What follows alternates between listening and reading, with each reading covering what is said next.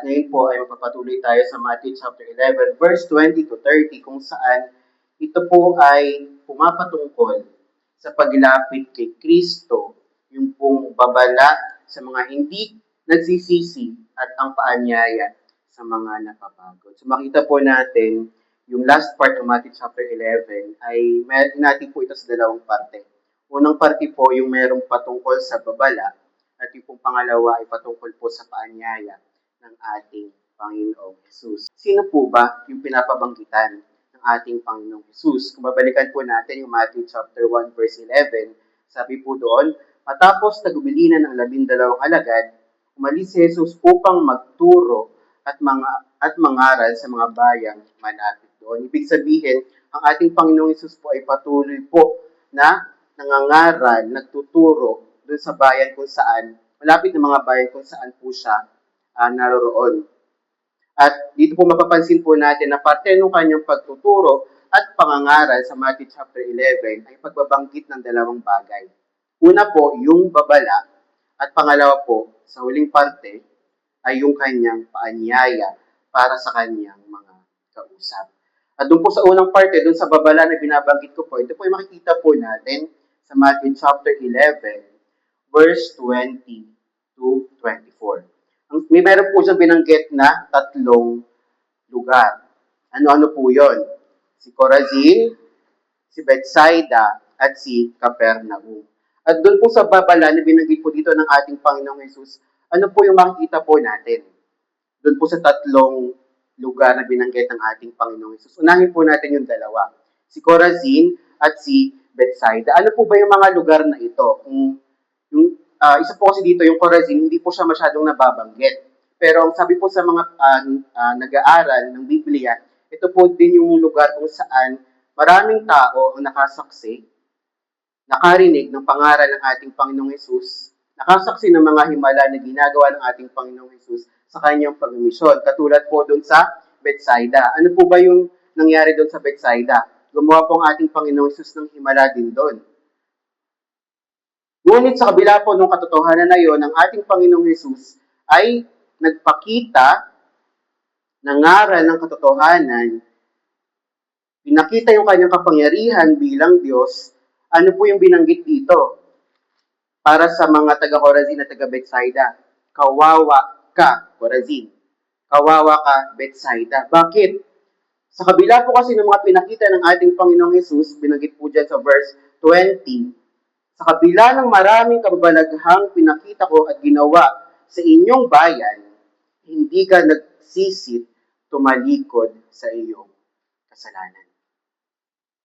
Tapos kinumpare po yung dalawang bayan na yon, dalawang lugar na yon sa dalawang pang bayan. Ano po yung sabi dito? Sapagkat kung sa Tiro at Sidon ginawa ang mga kababalaghang ito na ginawa sa inyo, malao na sana nagdaramit ng sako at nauupo sa abo ang mga taga roon upang ipakilalang sila'y nagsisisi. Yung pong dalawang unang lugar na binanggit, ito po ay mga Jewish cities. Ibig sabihin, sila yung mga tao o bayan na naghihintay sa Messiah. Sila yung mga taong pinili o God-chosen people sa bayan ng Israel. At dahil sila yung taong pinili, mga pinili para sa pagdating ng Messiah, sila po yung una na pinakitaan ng ating Panginoong Hesus ng mga himala ng kanyang kapangyarihan at pinangaralan ng katotohanan patungkol sa kaharian ng Diyos. Ngunit sa kabila po nito, ay hindi pa rin sila naniwala sa ating Panginoong Hesus. Hindi po yung lack of evidence yung kulang sa kanila. Ano po yung mali sa kanila? Yung puso na meron sila doon sa panahon na nagpakilala at nangaral ang Panginoong Hesus sa kanila. Hindi nagkulang ang Panginoong Hesus sa kanyang pinakita. Hindi nagkulang ang ating Panginoong Hesus doon sa katotohanan na kanyang pinahiyag doon sa mga lugar na yon. Ang merong kulang doon sa mga bayan na ito ay yung puso na kumikilala kung sino po ba ang Panginoong Hesus. Sapat na yung mga ginawa ng ating Panginoong Hesus para maniwala ang isang tao. Pero dahil bulag, dahil sarado, dahil matigas yung puso ng mga tao dito, hindi po nila natanggap at nakilala yung katotohanan. Kaya ano po yung mangyayari sa kanila? Sila ay kawawa dahil sila ay hahatulan at paparusahan. Dahil sa kawalan ng pananampalataya sa ating Panginoong Jesus. At ano po yung pangatlong lugar? Sa Capernaum, ano po ang sabi? At ikaw, Capernaum, ibig mong mataas hanggang sa langit, ibabagsak ka sa Hades, sapagkat kung sa Sodoma ginawa ang mga kababalaghang ginawa rito sa inyo, sana'y nanatili pa ito hanggang ngayon. Ngunit, sinasabi ko sa inyo, sa araw ng paghukom ay higit na mabigat ang ipaparusa sa inyo kaysa dinanas ng Sodoma. Katulad po nung kalagayan ni Chorazin at ni Bethsaida, ganoon din po yung kalagayan ni Capernaum. Kung babalikan po natin yung mga naging pag-aral po natin, gumawa din po ang ating Panginoong Hesus ng himala. Pinakita niyo po yung kanyang kapangyarihan sa mga tao doon sa Capernaum at pinakilala po niya yung kanyang sarili sa kanila. Pero ano po yung ginawa nila? Hindi din sila naniwala at kumilala sa Panginoong Hesus. Isa lamang po yung kalagayan ng tatlong lugar. Lahat sila ay nakakita, lahat sila ay nakarinig ng mga katotohanan patungkol sa Panginoong Hesus. Ngunit hindi sila nanampalataya. At katulad po nung binanggit doon sa Chorazin at sa Bethsaida, ano po yung sinabi ng ating Panginoong Hesus sa mga taga-Capernaum? Sa araw ng paghukom ay higit na mabigat ipaparusa sa inyo kaysa dinanas ng Sodoma. Kaparusahan din po yung kanilang kahihinatnan dahil sa kanilang kawalan ng pananampalataya. Pananampalataya lang po ba yung kulang sa kanila? Pero pa pong isang bagay na dapat makita po natin. Yung pong pagtalikod at pagsisisi sa kasalanan. Madali pong sabihin na ikaw ay nananampalataya. Madaling sabihin, ipakita na ikaw ay nananampalataya. Pero, kung titingnan po natin yung puso ng bawat isa sa atin, tunay po ba sa ating mga puso na sa ating pagsampalataya ay tayo din po ay tumalikod at nagsisi na sa ating mga kasalanan? Kasi sumusunod po sa ating Panginoong Hesus yung mga tao na to. Kasi sila ay nakakita, nakasaksi ng himala. At gusto pa nila na makakita at makasaksi ng himala. Pero alam ng Panginoong Hesus yung nilalaman, tunay nilalaman ng puso ng mga taong ito. Na patuloy na sumusunod at gusto makakita ng himala sa kanya. Ano po yun? Isang puso na hindi pa tumatalikod at nagsisisi sa kasalanan. Kaya po binanggit ko kanina, madaling sabihin na ikaw ay nananampalataya. Pero kung check po natin, susuriin po natin yung nilalaman ng ating mga puso. Sa ating pagsampalataya ba sa ating Panginoong Hesus ay tunay po ba na tayo ay tumalikod na at nagsisi sa ating mga kasalanan?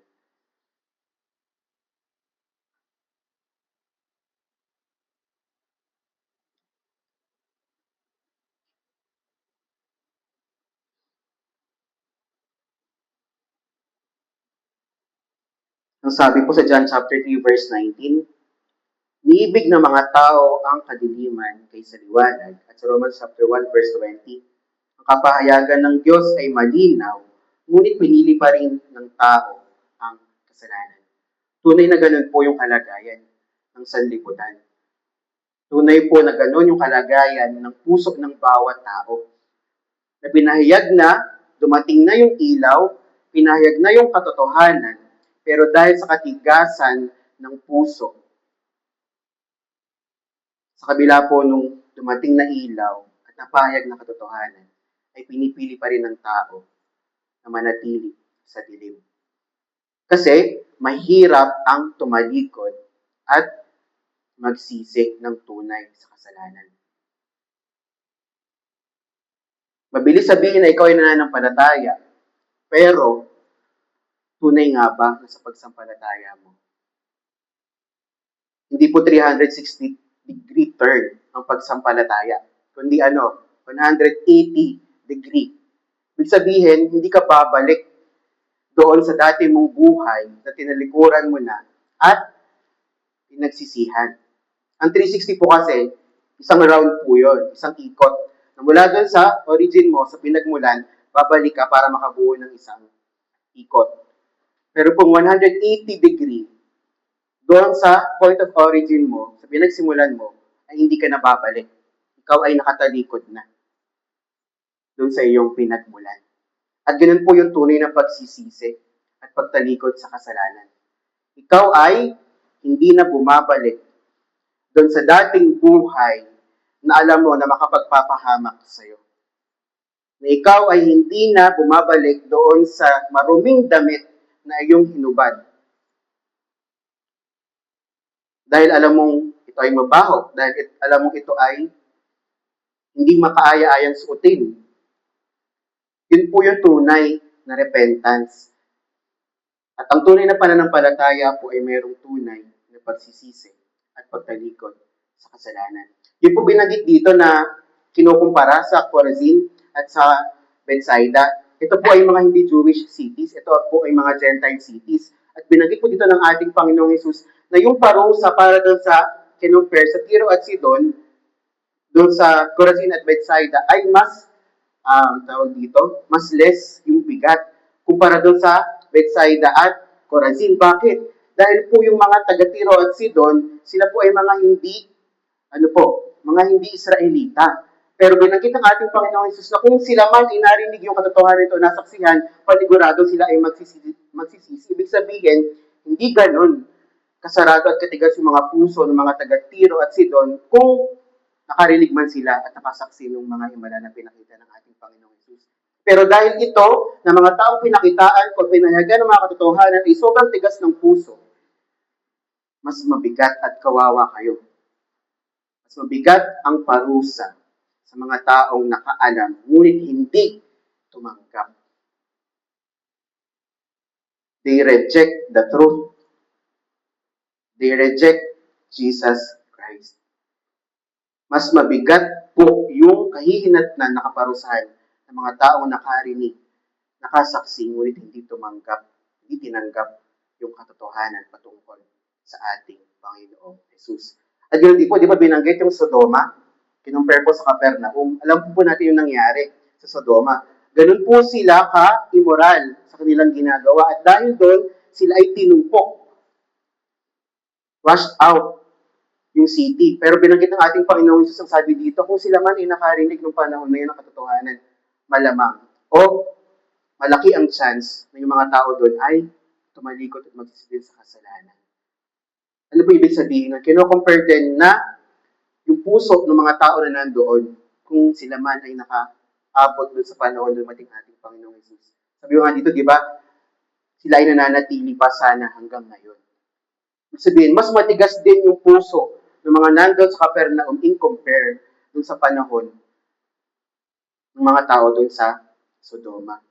At isa lamang po yung pinabanggit ng ating Panginoong Hesus, sa araw ng paghukom, higit na mabigat ang ipaparusa sa inyo sa dinanas ng Sodoma. Tunay po na nakaranas ng kaparusahan yung mga tao sa panahon ng Sodoma dahil sila ay makasalanan. At ganoon din po sa panahon ito na pinapangalan ng ating Panginoong Hesus yung katotohanan ito. Tunay na merong kaparusahan sa bawat tao na hindi mananampalataya at tatalikod at magsisisi sa kanilang mga kasalanan. Ito po yung babala. Di ba ang bigat po? Lalo na po dito sa mga kausap niya. Kasi ang tingin po na ng mga Israelita sa panahong ito, sapat na kami piniling bayan ng Diyos para kami makabilang doon sa harian ng Diyos. Pero hindi po. Hindi po yun yung tinitinang ng Diyos. Di ba nga po, ang mabuting balita ng kaligtasan ay kapangyarihan ng Diyos para sa ikaliligtas ng bawat sumasampalataya sa Kanya, una sa mga Hudyo at ganoon din sa mga Griego. Ibig sabihin, hindi po yung pagiging piniling bayan mo yung dahilan para ikaw ay makabilang sa harian ng Diyos. Ano po? Isa lamang yung hahanapin ng Diyos.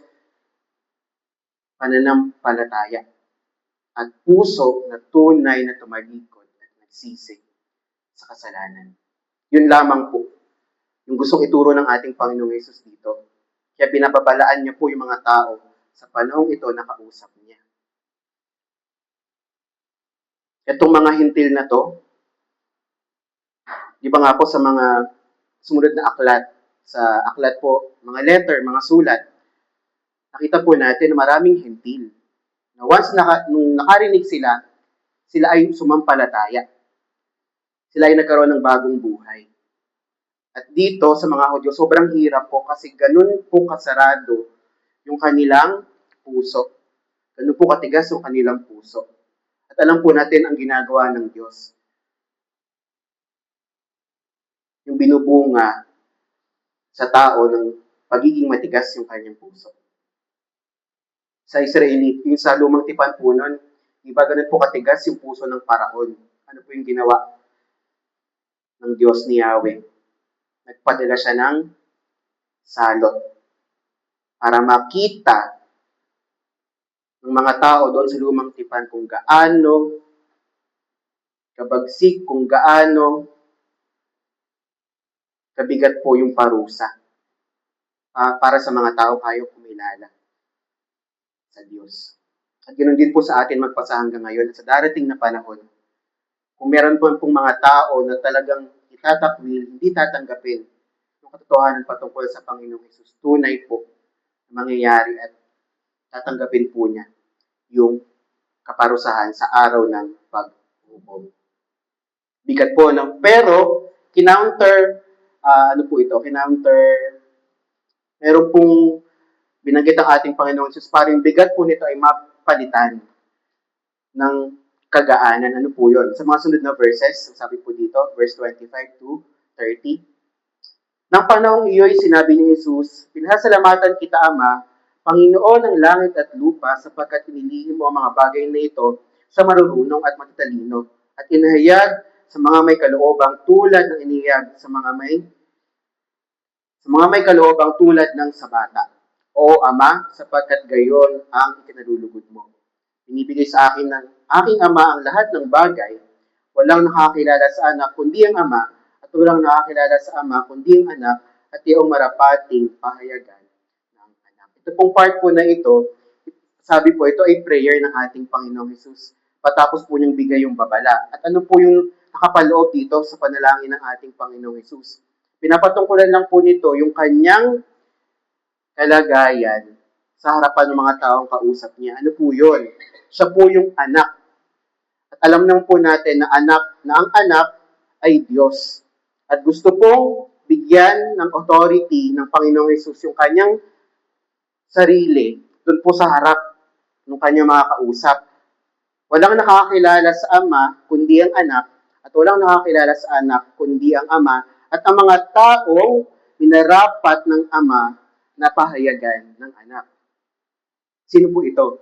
Yung mga taong sumampalataya sa ating Panginoong Hesus. At never pong makikilala ng mga taong sarado ang puso, ng mga taong matigas ang puso, at mga taong hindi niloob ng Ama na pahayagan ng anak yung katotohanan. Alam po ng Diyos yung kalagayan ng puso ng bawat isa. Alam po ng Diyos kung sino yung mga sasampalataya sa Kanya, at alam po ng Diyos yung mga taong hindi sasampalataya sa Kanya. At dito po sa verse 25 to 27, ay nais lang pong ibigay ng Diyos, ng ating Panginoong Hesus, yung katotohanan na nasa Kanyang authority. Yung authority na binigay ng Ama sa anak upang ipahayag ang katotohanan sa Kanyang nilikha. Dito po yung makikita po natin sa Colossians chapter 1. Yung buong kalikasan ng Diyos ay nanatili sa anak. Dahil ang anak ay Diyos. At ang lahat ay binigay sa anak. Ang kapamahalaan ay binigay sa anak. At ang anak ay nagkatawang tao upang iligtas ang mga makasalanan. At sa verse 28 po to 30, ito po yung binigay ng ating Panginoong Hesus na paanyaya. Kasi ang bigat na po nung binitawan niya eh. Sobrang bigat po ng katotohanan para dun sa mga kausap niya sa tagpupong ito. Kaya po nagbigay siya ng isang invitation, isang paanyaya na sa kabila ng kabigatan, katotohanan, patungkol sa kasalanan, ay ito yung aking paanyaya para sa inyo. Sabi po sa verse 28, lumapit kayo sa akin, kayong lahat na napapagal at nabibigatan sa inyong pasanin. Ano po yung binabanggit dito ng ating Panginoong Yesus na pasanin? Ano po yun? Isa lamang, kasalanan. Alam naman po natin na dahil sa kasalanan, ang tao ay patay sa harapan ng Diyos at wala siyang magagawa para sa kanyang kaligtasan. Wala siyang kakayanan para iligtas yung kanyang sarili. Yun po yung bigat na meron ang isang taong makasalanan. Ngunit ano po yung sabi dito ng ating Panginoong Yesus? Lumapit. Inaanyayahan niya ang bawat makasalanan na lumapit sa Kanya. At ano po yung Kanyang ibibigay? Kayo ay pagpapahingahin ko. Bakit ano po ba yung kapahinga na binabanggit dito ng ating Panginoong Yesus? Yung bigat ng ating mga kasalanan ay Kanyang aakuin. Kailan niya ito inako? Kailan niya ito dinala? Nung siya ay pinako doon sa krus ng Kalbaryo. Kaya po binabanggit sa 1 Peter chapter 1, sa dulong parte po, dinala niya yung bigat ng ating mga kasalanan. Upang talikuran na natin yung likong pamumuhay at sumunod sa tagapangalaga at pastol ng inyong mga kaluluwa. Ganun po yung gagawin ng ating Panginoong Yesus. Once na yung isang tao na makasalanan ay lumapit sa Kanya, dadalhin niyo yung bigat ng kasalanan ng isang tao na yun, at ano po yung mangyayari? Kanya itong kakalingain. Kung dating tupa na naliligaw, ngayon ay magiging kabilang na sa kanyang kawan. At alam po yung binabanggit sa Psalms 23, yung buhay na ganap na meron. Isang buhay na hindi pasanin yung dala. Isang buhay na hindi kabigatan yung dala. Isang buhay na kahit napapagal, kahit napapagod, ay mayroong kagaanan at kapahingahan sa pastol at tagapangalaga ng ating mga kaluluwa. Ano po binanggit ng ating Panginoong Yesus? Verse 29, pasanin ninyo ang aking pamatok at mag-aral kayo sa akin. Ako'y maamo at mababang loob at makasusumpong kayo ng kapahingahan para sa inyong kaluluwa. Sapagkat maginhawang dalhin ang aking pamatok at magaan ang pasaning ibibigay ko sa inyo. Ano po ito? Ito po yung paanyaya ng ating Panginoong Yesus na sa pagsampalataya natin ay dapat andun din po yung ating pagsunod. Pasanin ninyo, carry my cross.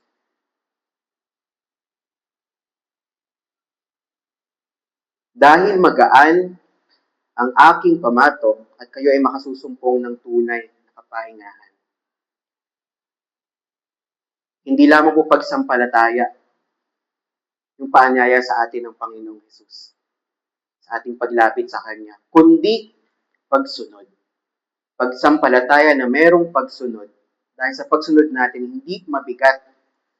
Bakit po nabibigatan kapag naririnig po natin yung term na pagsunod? Kasi, hindi po totally sinusurrender, binibigay lahat. Pero pang naiwan. Kaya nabibigatan ng isang tao sa kanyang pagsunod. Kung sa kanyang pagsunod, totally binigay niya ang lahat, pinagkatiwala niya ang lahat, ay hindi po magiging mabigat yung pagsunod na yon na binabanggit ng ating Panginoong Yesus. Kasi binanggit niya nga po ito, magaan yung aking pamatok. Magaan ang aking pasanin. Tunay po na sa pagsunod ay merong pasanin. Responsibilidad, pananagutan. Kaya nga po yung mga nakarinig, sumunod, ay meron pa rin pong pasanin na dadalhin. Ngunit yung pasanin pong ito ay hindi ganong kabigat dahil yung pong iyong pagtitiwala at pananampalataya ay nasa Panginoong Jesus. So, dalawang bagay na pinakita po. Babala. Babala sa mga taong hindi tumatalikod, nagsisisi sa kanilang mga kasalanan at hindi sumampalataya sa Panginoong Hesus. Ngunit sa kabila po ng babalang ito, merong paanyaya sa bawat isa. Nang bawat isa ay lumapit o manampalataya. Kilalanin ang ating Panginoong Hesus. Sampalatayanan yung kanyang natapos na gawa daw sa krus ng Kalbaryo na naging dahilan upang yung kabigatan ng kasalanan ay mawala. Dahil dinala niya na yung bigat ng ating mga kasalanan. At ano yung gusto ng ating Panginoong Hesus? Nais ng ating Panginoong Hesus, dalhin natin yung kanyang pamatok. Sumunod sa Kanya. Nang merong tunay na pananampalataya. Tinitingnan yung kanyang pag-ibig, habag at biyaya na kanyang pinarala sa bawat isa sa atin. At yung bigat ng kasalanan ay mawawala at mapapalitan ng tunay na kapahingahan.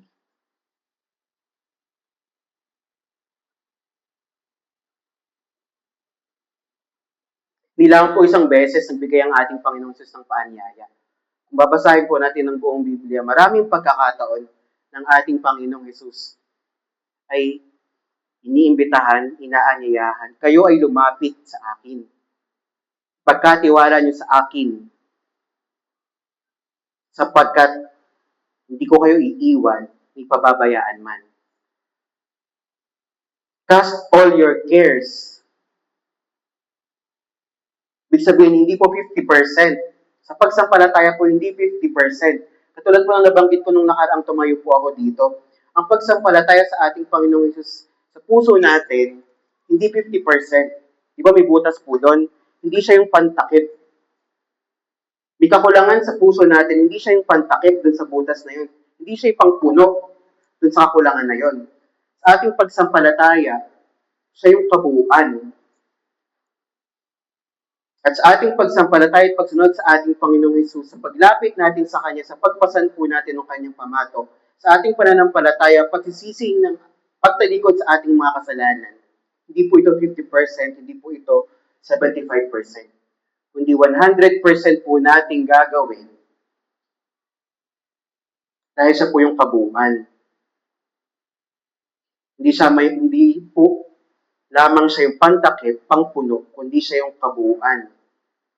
At i-require po ng Diyos sa atin, ng mga makasalanan, yung 100% na pagtitiwala, pagsampalataya, walang pag-aalinlangan sa mga katotohanan na Kanya pong pinahayag. Sa mga katotohanan na atin pong narinig. Sa mga katotohanan na atin pong tinanggap. Ay buong buo, dapat po natin itong panampalatayaan at huwag pong pag-alinlanganan.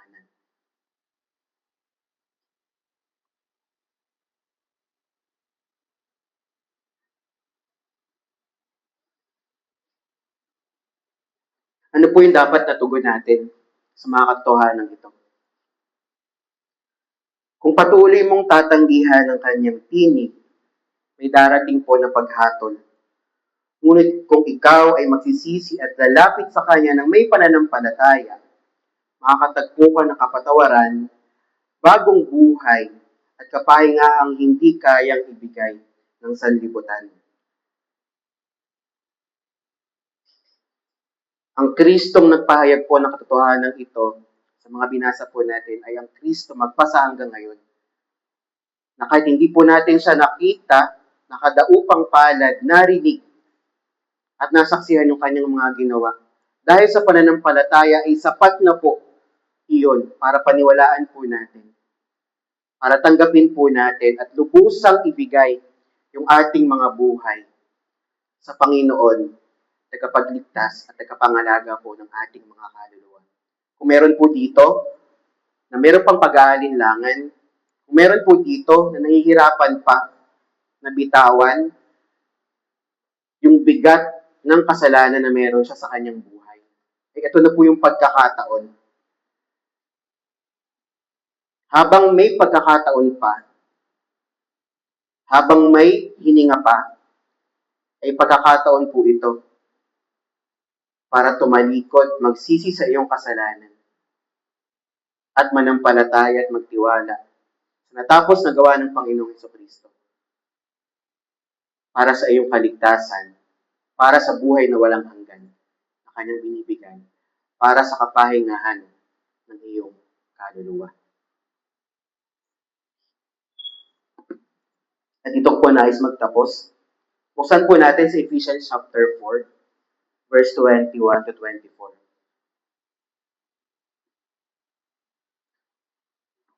Ephesians chapter 4, verse 21 to 24. Ito po ang sinasabi.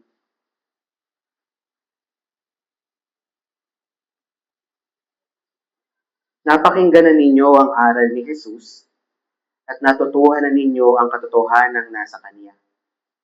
Iwanan na ninyo ang dating pamumuhay. Hubarin na ninyo ang inyong dating pagkatao na napapahamak dahil sa masasamang pagnanasa. Magbago na kayo ng diwa at pag-iisip. At ang dapat ninyong isuot ay ang bagong pagkatao na nilikhang kalarawan ng Diyos at nahahayag sa matuwid at banal na pamumuhay ayon sa katotohanan. Napakinggan na po natin, natutuhan na po natin yung lahat ng aral katotohanan na pinakita ng ating Panginoong Hesus. At ano na lamang po yung hahanapin sa atin ng Diyos. Yung nanais ng Diyos, yung kalooban ng Diyos sa ating mga buhay. Isang buhay na ganap, isang buhay na totoo, na tumalikod, nagsisi sa kanyang kasalanan, at patuloy na lumalapit sa Panginoong Hesukristo, at patuloy na sumusunod sa kanyang kalooban. Salamat po sa Panginoong Hesus, sa kanyang mga salita, tayo po ay manalangin. Panginoong Diyos, Ama naming banal, kami po ay purit nagpapasalamat. Patuloy na kinikilala ang inyong habag at biyaya. Salamat po, Panginoon, sa pagkakataong ito, sa oras na ito na po binigay sa amin. Pagkakataon na makita ang mga katotohanan, isang babala na tunay po na mangyayari. Ang kaparusahan sa mga taong hindi tumanggap ng katotohanan, sa mga taong nireject ang aming Panginoong Hesus, sa mga taong hindi tumalikod at nagsisi sa kanilang mga kasalanan, ay tunay po na merong kaparusahan. Ngunit alam po namin na sa kabila po ng katotohanan ito ay binigay niyo po ang isang paanyaya, ang isang imbitasyon sa bawat makasalanan na kami ay lumapit sa inyo, kilalanin ng inyong ginawa doon sa krus ng Kalbaryo, magsisi tumalikod sa aming mga kasalanan, tunay na panampalatayaan at pagtiwalaan ang nagawa ng aming Panginoong Hesus na siyang sapat para kami ay mapatawad sa aming mga kasalanan at tanggapin ang kaligtasan at buhay na walang hanggan. Salamat po, Ama, sa pagkakataong ito. Salamat sa mga katotohanan na patuloy na pinapahayag ng inyong mga salita at nawa po sa pamagitan po ng inyong mga salita at patuloy po na lumago po ito sa aming mga puso at patuloy niyo po kami masumpungan na mayroong tunay at tapat na pananampalataya at puso sa aming paglakad, sa aming pananampalataya, sa aming Panginoong Hesus. Maraming salamat po, Ama, at sa lahat ng aming mga panalangin, natanaw po namin na patuloy na kaloob niyo lamang po ang siyang masunod. Po aming dalangin sa dakilang pangalan ng aming Panginoon at tagapagligtas na si Jesus. Amen. Magandang umaga po sa inyong lahat at sa Diyos lamang po ang papuri.